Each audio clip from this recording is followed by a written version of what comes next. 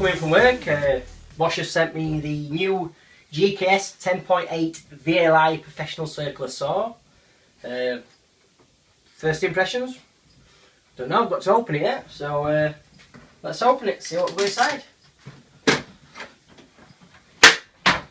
Right, first of all you get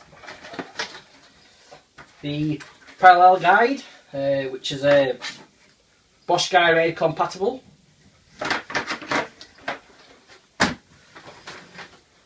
Instructions and the saw itself. Right, very light,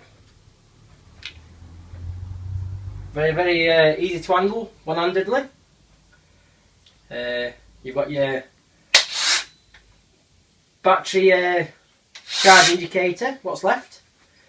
I believe it can cut up to 26mm in this form. You've got your depth adjustment and the bevel adjustment at the front. Looks promising, looks a good bit of kit. And you get the two BOSCH 10.8 batteries, 2 amp with it, and you get the charger, which I believe is a 30-minute quick charge system, and you get the with the tool you get the extraction system, which should just clip in, I believe.